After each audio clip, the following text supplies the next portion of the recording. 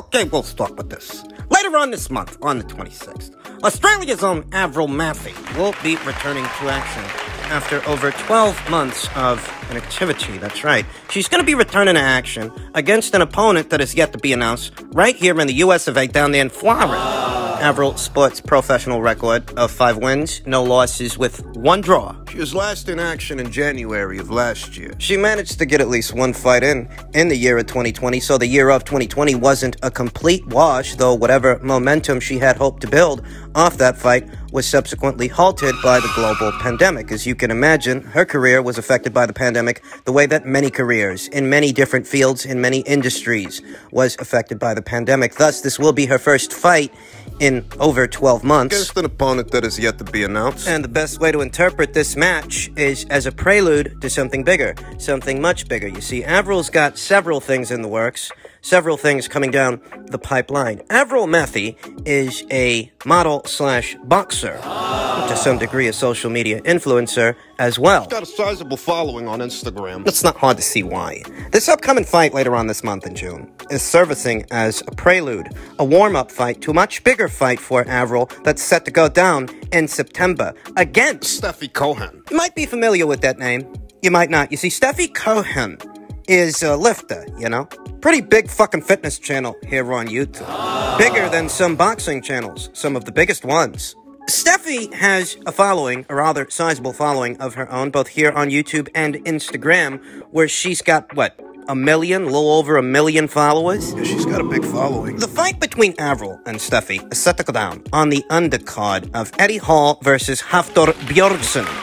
2 strongmen, competitive strongmen, who have respective titles in that field, that are trying their hands at boxing. It's no secret that Hafthor Bjornsson has been trying his hand at boxing here and there as of late. And both of these guys, they ain't strapped for cash. You know, Eddie Hall's got a net worth of over 4 million. Hafthor's got a net worth of over 1.6 million. They're both champions in their fields. They just like boxing. They want to hash it out in a squared circle. They want to duke it out in the ring. On September 18th. This is yet another swell and wave of crossover matches, crossover fights we've been seeing in the sport of boxing here in America with Jake and Logan Paul, Chad Ochocinco, Paul Galen, rugby star Paul Galen from down there in Australia, who's set to take on unbeaten Justice Hooney in the very near future. And these 2 strongmen, Hafthor Bjornsson and Eddie Hall. They're going to do the dance in September, and Avril Mathie is going to be fighting Steffi Cohen on the undercard. This is a pay-per-view. Avril's upcoming fight later on this month is a prelude, preparation for that fight. I have to say that this is rather gutsy of Steffi Cohen. Steffi, who is really more a bodybuilder than a boxer. She's trying her hand at boxing, having a very sizable social media following here on YouTube, especially on Instagram. This fight, like the card's main event, has crossover elements to it. Now Avril's more the boxer of the 2. She has far more professional experience than Steffi Cohen. Steffi Cohen, who quite literally made her professional debut as a boxer last night, and she won that fight. She's kept up her end of the bargain. Now Avril must keep up hers. She's got to make it through that fight later on this month. I reiterate, it's gutsy of Steffi Cohen to take on Avril under these circumstances, because that's basically saying that if Avril makes it through that fight later on this month, goes into that fight with her in September, Avril will be approaching that fight with 6 professional victories, no losses, and 1 draw. Far more professional experience than what Steffi Cohen brings to the table. I mean, she could have took on some girl with a losing record, somebody that ain't got nowhere near the experience that Avril has, but that's not what she's doing. She wants to grab the bull by the horns. Avril Mathie, who has no problem getting attention. She's an MTK global fighter. MTK that is involved with Hafthor Bjornsson's dabble into the world of boxing. They're all wrapped up in this event. They're all wrapped up in this card. There's crossover elements here. Beneficial ones. I mean, this isn't quite the circus that Logan Paul and Floyd Mayweather Jr. is, or Jake Paul and Tyrone Woodley, but there are crossover elements here, and they are beneficial ones. Avril's got a following on social media. Steffi Cohen's got an even bigger following on social media. The kind of following that could bring an otherwise not available set of eyes to the sport. I don't know how serious Steffi's commitment is to the sport, but judging by the opponent that she's set to face, you got to consider that she might be deadly fucking serious, because she could have fought somebody else. She doesn't have to fight someone that brings 7 professional fights to the table. 6 wins, what could be 6 wins, and 1 draw. She could have picked somebody easier to fight. Steffi's a bodybuilder. This really isn't her area of expertise. I'm sure that she's great in her respective field, great at what she does, but that much muscle being carried into a boxing ring can greatly fatigue a fighter as a fight wears on, whereas Avril Mathie, The much thinner Avril Mathie, would appear, at least to the eye, the trained eye, to have the appropriate kind of fitness, the right kind of fitness for a professional boxing match. Thus, you got to take off your hat to Steffi for choosing to take on Avril, for choosing to fight a fight with a fighter like this under these circumstances. It's very gutsy, very admirable. So, Avril's tune-up fight is set to go down later on this month, towards the end of it, and she's supposed to move on from that to the fight with Steffi in September. Interesting times. This is a pay-per-view. It's not going to cost you an arm and a leg. It's roughly, what, $9 or $10 or something like that? That's not bad. And I reiterate, this card definitely does have crossover elements, as it features 2 strongmen, a bodybuilder, lifters, you know, dabbling in the world of boxing. I wonder that Steffi Cohen isn't biting off more than she can chew here, because on the face of it, looks like she is. It looks like she could be, but she's got, see, this is what she wants to do. So keep your eyes peeled for the ring return of Avril Mathie later on this month, and then keep your eyes peeled again for this card set to go down in mid-September. We'll talk more about the fight as the fight date approaches. In other news, per tweet from Michael Benson, Errol Spence Jr. says, once I get that WBA belt, like I told Al, I want that fight with Terrence Crawford. But if it don't happen, I'll probably just move up. I'm not going to waste my time trying to fight somebody who said he doesn't have an interest anymore, per Errol's interview on Barbershop Conversations. And we talked about this in a previous video, that Errol Spence Jr. very recently spoke to Barbershop, and he said a lot of things about a lot of people. He said some things about Keith, he said some things about Bob, some choice words for Bob, and he said some things about Crawford. If you want me to be honest, I'm not excited at the prospect of this news, because this is the same kind of back and forth that we've been seeing. You know, when Terrence is interested in the fight, Errol isn't. And once Terrence is disinterested in the fight, Errol starts acting like he wants a goddamn thing. Pretty much. It's been this way for about, what, 2-3 years? Errol Spence Jr. was more interested in facing Mikey Garcia than he was interested in facing Terrence Crawford. He was more interested in unifying with Sean Portier than he was interested in unifying with Terrence Crawford. He's obviously more interested in facing Manny Pacquiao, as there is a bigger financial incentive associated with that unification match than the Crawford fight. I think that's the only situation that's really negligible, the only situation that's understandable, because that fight, like the Crawford fight, Unification. will be undoubtedly a unification match. It will be, and it has been, it would have been if it took place sooner. That's the only fight that's negligible, because if Terrence Crawford were faced with that same decision, he would make the same decision that Errol has made to face Manny Pacquiao. Let's face it, any welterweight that is a welterweight is going to choose that Pacquiao fight, because win or lose, they stand to make more money in that fight than in any other fight. So that much I understand.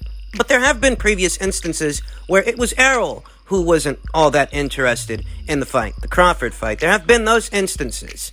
So when Terrence Crawford finally loses interest and starts feeling like maybe it's time to move on, all of a sudden Errol's so fucking interested. He's so fucking interested in the fight. When Terrence Crawford was in attendance for Errol Spence Jr.'s last fight with Danny Garcia, he obviously wasn't there for no fucking reason. He is scouting, was scouting his quarry. And the night of the fight, what's Errol say? Oh, he doesn't know what Terrence Crawford's doing there. Remember? He's more interested in the horses that he's going to ride and things of that nature. You guys remember? It wasn't that long ago, late last year.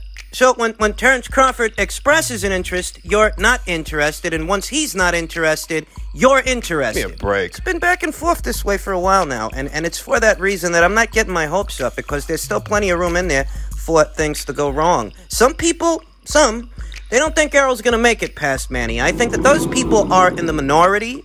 Look, Manny's legendary, extraordinary, all that great stuff. But it's a tough sell that Manny's going to beat Errol, because Errol ain't Keith Thurman. He's not. I'm just being honest. Different circumstances. Ahead of Keith's fight with Manny, he looked very vulnerable with Lopez. Whereas Errol, ahead of this fight with Manny, he looked very capable, very formidable against Danny Garcia. So those are two different fighters, two separate performances that tell two different stories. They do. I'm just saying, I don't know that Manny Pacquiao still got enough to beat Errol. Wouldn't surprise me if he did. Wouldn't surprise me if he didn't. Ultimately, this conversation, the one we're having now, it's not about the Pacquiao fight. It's about the Crawford fight. And in reference to the Crawford fight, there's still plenty of room for things in there to go wrong. Well, first, Errol's got to make it past Manny. That's all well and good. Maybe he will. Maybe he does. But what about negotiations? I think if Errol makes it past Manny, it's safe to say that Errol Spence Jr. is the A-side in that Crawford conversation. And if Terrence really wants the fight, he would have to acquiesce to those terms and those circumstances, depending on what they are. Because being the A-side, you can be the A-side. You can be the A-side fighter. You can be entitled to the lion's share of the pot. But if you start talking about some 90-10 or even some 80-20, well, there are going to be problems. There's going to be friction. 80-20? Start telling this guy he don't deserve more than 20% of what's in the pot. I can't see this fight happening at 80-20. 70-30, maybe. Given how dire Terrence Crawford's situation has become, I could see the fight happening at perhaps 70-30. 60-40, but 80-20? No, I don't see the fight happening at 80-20 and 90-10. I just don't. And who's to say that Errol don't throw the monkey wrench in the whole goddamn thing, Mr. Big in the Britches, who would be coming off a career-best win. He would be. Very big payday with Manny Pacquiao. Who's to say that he doesn't sabotage the whole goddamn thing by saying it's 80-20 or no fight? That's a very realistic scenario. I'm not saying that's what he's going to do. I don't know what he's going to do.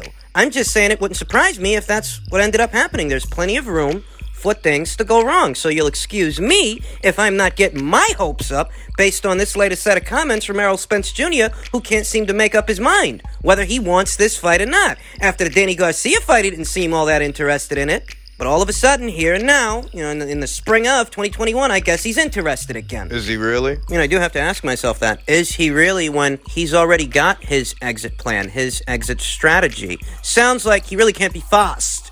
He can't be bothered with a Crawford fight. And if that's what ends up happening, he already knows where he's going. He's going to 154. He's already got all of that planned out, lined up, whatever you want to call it. He's never seemed all that interested in the Crawford fight. So am I supposed to get excited? Because I'll tell you something, really not. Shit could still go wrong. And finally, on the heels of Daniel Dubois' rebound win over Bogdan Dinu, a second-round knockout off a big right hand, we visit this tweet from Michael Benson that reads, Frank Warren has revealed the WBA have put in writing that the winner of Daniel Dubois versus Bogdan Dinu on June 5th will beat the mandatory challenger for WBA regular champion Trevor Bryan of America. Unbeaten Trevor Bryan, who took on Bryan Stavern in his last outing. I think that is an adequate fight for Daniel Dubois here now on the heels of this win against Bogdan Dinu, because Daniel didn't look that different out there against Bogdan Dinu, and the fight didn't last long enough to where you would have noticed any adjustments or any improvements in Daniel's game, assuming there were any this early in his pairing with Shane McGuigan. I think it's going to take a few fights before Daniel Dubois patches up all the holes that costed him the fight with Joe Joyce, staying off the line, staying off center. They don't take as much punishment. So you don't end up eating all those jabs, taking all those unnecessary shots. The kind of improvements it's going to take for Daniel to become a different fighter are not improvements you can expect to see this early, not improvements that are going to happen overnight. Thus, I didn't have very many high expectations ahead of this fight. I expected Daniel to get the knockout, and he got the knockout, but as far as becoming the kind of fighter he would need to be, so that what happened to him with Joe doesn't happen to him again, well, it's going to take a couple of fights before we get there. I don't think that a Trevor Bryan fight is a step too soon. I don't think that that's a situation where Daniel would be biting off more than he could chew, because Trevor Bryan's quality of competition has been pedestrian at best, and the best name on his resume is former WBC heavyweight champion Bryan Stavern, who is a shadow of his former self. 42 fucking years old in that fight. Coming off of 2 consecutive knockout losses. The knockout loss in the rematch with Deontay Wilder, and the subsequent knockout loss he suffered in the 6th round against Joe Joyce. They were close to 2 years years between both of those fights. That's right. Roughly 2 years between both of those fights. Bermane Stiverne was knocked out in the 6th round by Joe Joyce in February of 2019. He doesn't have a fight until January of 2021. That was the Trevor Bryan fight, and that's just about a month shy of 2 years? Guy's 42 years old. He sees the 11th round with Trevor Bryan. Listen, that's not a knock on Trevor Bryan. It's just an observation that Trevor, he's got, 21 fights, 15 knockouts? Guy's been around a while. He's had a couple of fights, but he hasn't had fights with the Joe Joyces of the world, those kinds of people. So it doesn't seem like it's a step too far for Daniel. You think about the state of today's heavyweight division. All the world titles are tied up. Anthony Joshua, in all likelihood, will end up defending his against Alexander Usyk in the in-between time. The WBC title, the last missing puzzle piece to fully unify this division, that's going to be on the line in the Wilder versus Fury trilogy. What some people think might turn into a quartet. 4 fights between them. Anything's possible in the sport of boxing, as it's the theater of the unexpected. Becoming a world champion here and now is no easy task. There are no available world titles to fight for. Thus, Daniel, being as young as he is, breaking in a new trainer, still on the mend, still on the rebound. I don't see anything wrong with him keeping busy with the Trevor Bryans, of the world, the Manuel Chars, maybe the Michael Kofis of the world. But if his handlers are operating in his best interests, they won't rush him into any fights given what he's coming from and where he is. He's breaking in a new trainer. I think Shane McGuigan is capable of molding Daniel Dubois into a much better fighter than what he was ahead of that Joe Joyce fight. But it's going to take some time to do it. It's going to take a couple of fights, more than just one. Especially one that only lasted 2 rounds. So this was a good rebound fight for young Daniel Dubois. Good confidence-building fight. A necessary evil. He's gotten that out of the way. But now, the serious work begins. And I'm okay with Daniel Dubois versus Trevor Bryan. I'm okay with Daniel Dubois versus Manuel Char. I'm okay with Daniel Dubois versus Michael Kofi. Those are all perfectly respectable fights. As far as I'm concerned.